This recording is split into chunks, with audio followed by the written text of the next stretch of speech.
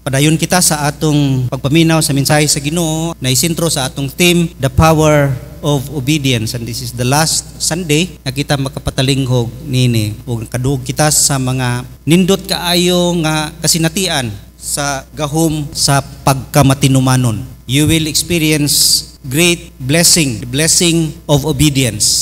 Ang gahom sa pagkamatinumanon dako gyud kaayo og impact sa mga katawhan nga nagmatinumanon gayud. Mao nang niningtag naa adto kita sa the ingredients of true obedience. Aron gyud nato ma-experiencehan, ma-enjoy nato ang blessing sa pagkamatinumanon. You will experience those mga privileges. Kinahanglan gyud ang atong obedience tinuod true. Mo nang ninintag na tanaw na to ang mga elemento, mga components of true obedience so that we can be sure, garantiya gyud nga maka-experience kita sa gahom sa pagkamatinumanon. Noon kaayo nga slogan sa sapatos nga Nike kay balo magid siguro tanan ani unsa gani, just do it. Sa mga Domingo atong gikuhaan sa example gyud ang pagkamatinumanon ni Abraham. Niningtak na tanaw na to ang pagkamatinumanon ni Noah. Ang atong main text diha sa Genesis 7:7-8 o kanang sa verse 8 diha, indot kay na kanaingon diha, but Noah found favor in the eyes of the Lord. Nganong napaboran gyud si Noah tungod gyud na sa iyahang pagkamatinumanon. Siya naka-experience gyud ng gahom sa pagkamatinumanon. So tanaw na to ang iyahang obedience, giunsa ni Noah pag-obey nga naamang gyud sa iya makita ang mga elemento, kining mga ingredients or lamas aron kita maka-experience sa gahom sa pagkamatinumanon. Una, si Noah gyud obeyed completely. Nituman gyud siya sa tanan. Mo nang ingon diha sa verse 22 Genesis 6, Noah did everything just as God commanded him. Everything. Wa gyud na miss diha. Mo nang kita giawha gyud nga do it all. Do it all completely. Straight gyud, wa gyud si piaton, no? Munang si Noah makita gini mo nga tanan detalye sa arka, sa ang iyahang gilapdon, kitason, gihabugon, iya gid nang gituman. And also ang kuman sa Ginoo nga pagdala og paris-paris nga animals, iya gid nang gituman unsa tong mga hayop nga nagparis-paris. Munang Noah keep all his commandments. Ang measure sa atong obedience diha gid magbase sa atong full extent sa pag-obey nato sa iyahang mga pulong. There is no partial obedience. Kanang partial lang, bisan pag almost yun unta nga natuman ako, pero naisipyat, wagi nako kumplituha pag tuman ng iyahang gisugo. Still, that is disobedience. Muna ingon diha, partial obedience is disobedience. Dili gina siya obedience. Ug makita nato na sa kinabuhi ni Haring Saul sa 1 Samuel 15 nga si Saul gikuman sa Ginoo nga you have to destroy everything. Pamatya gid nang tanan kaaway ninyo diha. Tanan nilang mga butang, destroy them. Tanan livestock, mga hayop, destroy them. Mo nang ingon niya sa 1 Samuel 15:2-3 nga everything that belongs to them, destroy them. Pero tan-aw ni Saul magamit maning mga hayop, wa niya gid destroy tanan. So almost perfect na gid unta ang iyahang pag-obey. Kadto lang gid ang kulang, wa niya gid destroy tanan. Gidestroy na niya ang mga tao, pero kining mga hayop wa niya kay gamit kaayo. Munang unsay babag sa obedience diha ni King Saul, kining iyahang sariling preferences. Munang it's hard for us to obey completely kung naapod tay sarili nga preference. Si Saul na siya ay sarili nga preference nga mao na ang iyang desire. For him, no, for Saul, it is unreasonable to destroy the livestock. Murag muingon si Saul na oversight lang siguro ni sa Ginoo. Magamit man ning mga hayop. Uy, sayang man kayo ni. Magamit man nato ni i-sacrifice offering. So naa siya punto pero iyahar pud to. Wala gito gikuman sa Ginoo. Wagid niya kumplituha unsay gisulti sa Ginoo. So naay mga panahon nga ang atong mga preferences, atong mga emosyon usahay mo interfere sa kuman sa Ginoo. Diha makita nimo sa kinabuhi ni King Saul. It goes against his feelings. Feeling lang gid niya to. Unang obedience is not about feelings, it is about faithfulness sa atong makinabuhi. So gi-prepare niya ang iyang own plan, wa niya pamatyatanan kay gamiton niya para ihalad ngadto sa Ginoo. And still that is disobedience. Ikaduha nga ingredient sa obedience dili lamang kanang complete gyud nga sama kang Noah, usab sama kang Noah kinahanglan atong obedience immediate. Noah obeyed the command of God to build the ark immediately. Mo nang ingon diha nga do it now. Pag ingon sa Ginoo niya ng adlaw, buhat ta gidayon na. Do it immediately. Walay langay-langay, walay delay, walay hesitation, walay reservation. Sama kini sa pag-obey ni Abraham nga sa dihang pagsulti sa Ginoo nga ihalad imong anak si Isaac dala sa Moriah immediately. Genesis 22:3, he rose early in the morning. Immediate ang response ni Abraham. Usab sa mga disciples, when Jesus asked them, come, follow me, immediate yudayon nila, gibuhian nila ang ilang pukot, ang ilahang gibiyaan, ang ilahang bangka, og niuban kang Isus. Wa na daghay pangutana, mananghid sa mi, wadto sa misa, wala na. Immediate obedience. Mao nang delayed obedience is disobedience. Gilangay-langay nga pagtuman, dili gina sa tinuod nga pagtuman. Kini ang example sa Bible, si Felix diya sa Acts 24:25. As Paul discoursed on righteousness, self-control, and the judgment to come, Felix was afraid and said, that's enough for now. You may leave. When I find it convenient, I will send for you. Gitandog na unta si Felix. No? Gobernador naman siguro na si Felix. Pero undangan na, Paul. Undangan na. Puan lang ko sa imo ha kung convenient time na. Delay. Wadayon sin action. Unta, response sa challenge sa conviction sa Ginoo kaniya. Maupod na sa atong kinabuhi. Mapostpone ang paghimo sa tama pagtuman sa Ginoo. So daghang gyud mga rason sa atong kinabuhi nga usahay dili dayon ta mo act immediately. Di dayon ta mo response sa pag-obey. Ang usa niini kining daghan tag pangutana sa Ginoo. Naay kuman sa Ginoo klaro kayo say magkigdebate ta sa Ginoo no. Sama kang Noah, wa na gid siya nakigdebate sa Ginoo. Pwede gid siya makigdebate, Ginoo, arka, pahimuon ko nimo diri taas sa bungtod, imposible man kay na. Unya, wa magid siguro ulan, wa may bagyo siguro mahitabo kay perting inita man. Daghay mga rason no nga kita makigdebate sa Ginoo. Misunderstanding, lack of understanding sa mga problema god sa mga hagit sa Ginoo tong kinabuhi. Gusto gid taon ta makahibalo nga no, pero ang Ginoo dili na mo reveal kung ano. Musalig lang kita sa yaha. Mo nang kinahanglan gani gyud ang pagsalig sa kuman sa Ginoo. Di na ta mangutana kung ano. Kung mangutana pa si Abraham nganong i-offer si Isaac, pero ang understanding ni Abraham nga ang Ginoo is good and perfect. Mao ra gid na ang atong understanding. Mo nang madili ang obedience tungod kay mangita gitag atong gusto masabtan. Understanding can wait. Usay dili i-reveal dayon sa Ginoo sa atong kinabuhi ang iyang plano. Mo nang understanding can wait, but obedience cannot wait. Karon gyud no, immediate gyud ang atong pag-obey sama ni Noah, ni Abraham og ni Moses. Bisag contrary no, kontra sa ilang unahuna, sa ilang wisdom, we don't understand or that's not fair, unfair man na Ginoo para kang Abraham iyagyong gituman. Obedience mababagan gyud usahay sa atong sariling hunahuna. Labi na kining atong mga bad theology, dili mao ang pagsabot sa Ginoo. Si Saul ni supak kay ang iya sigurong understanding nga na-miss lang siguro ni sa Ginoo or adi na kay ni imahin sa Ginoo kay naman ni kini naman lang wa niya pamatya tong mga hayop. Ang uban gituman man na niya natanan no. 90% gituman na niya kini lang, di naman kay ni imahin sa Ginoo. That is bad theology. Kay dili naman na gyud mao ang pagsabot ginato kung unsa ang Ginoo. Anong sayang atong unahuna makig-away gyud sa atong pag-obey. Og usahay na mga panahon nga di ta mo obey. It's hard for us to obey kay na-suppress ang kamatuoran.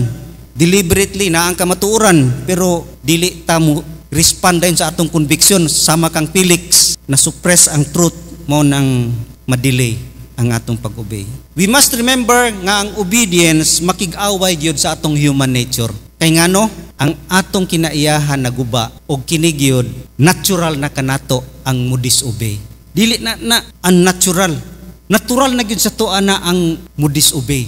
Pag human pagpakasala niya danog ni iba. Naturally ang tao born na gyud as sinner, inherited nato na kanang rebellion.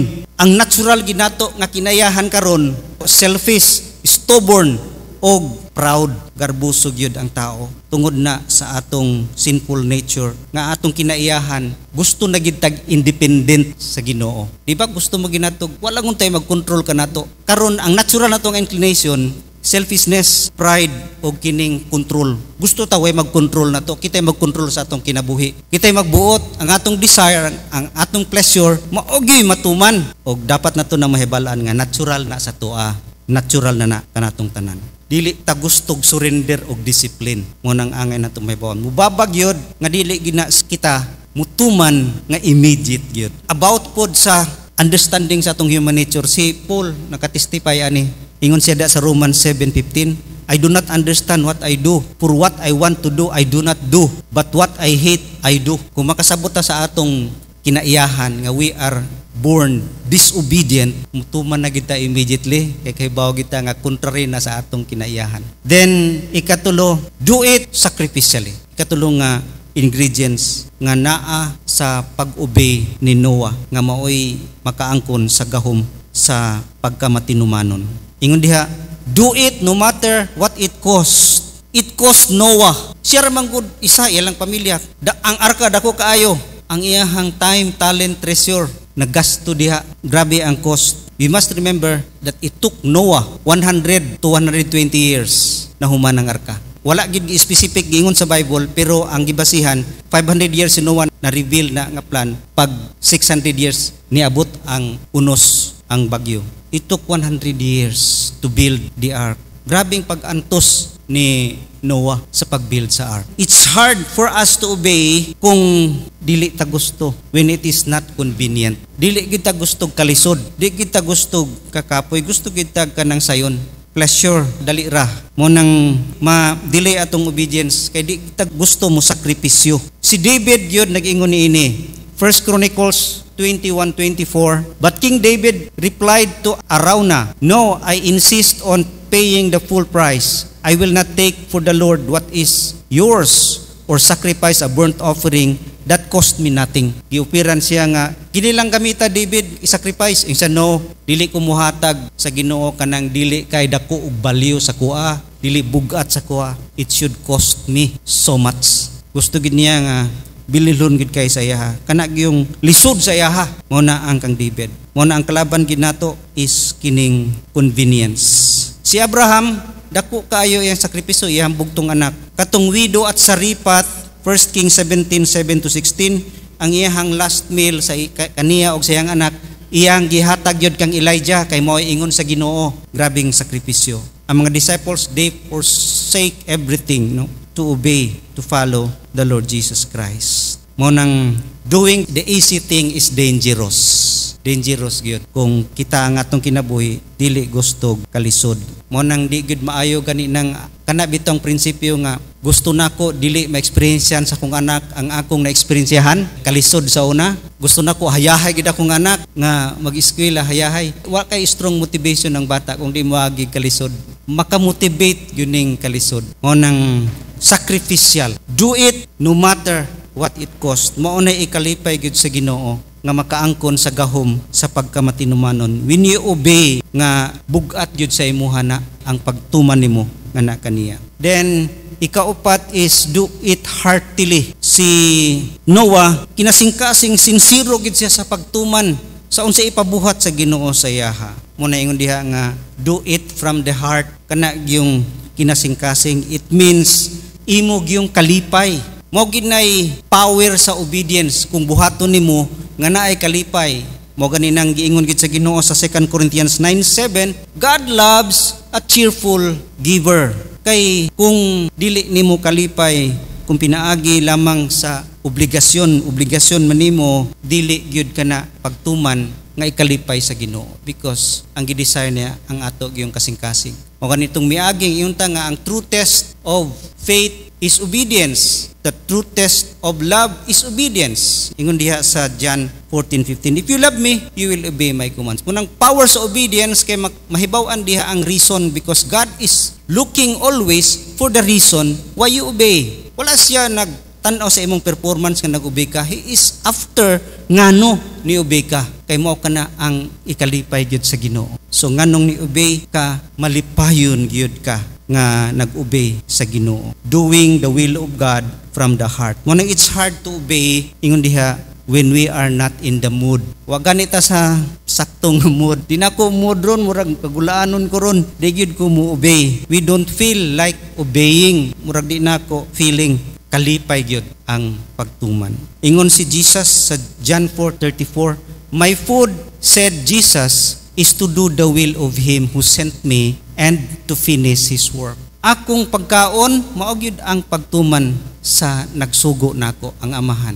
So kung iyong tag-food, ang food kalipay, katagbawan, nourishment, mao'y kalipay ginato ang pagtuman, kay mao gid na ang ikalipay usab sa Ginoo. Ang true obedience indicates a desire to please God above all else. And lastly, do it fearlessly. O na gikinahanglan gyud sa obedience nga ma-experience ginato ang gahom sa pagkamatinumanon. Do it ingon diha courageously. Do it without fear. Si Noah, daghan gid siya'y rason nga dili siya mo-obey kay mahadlok siya.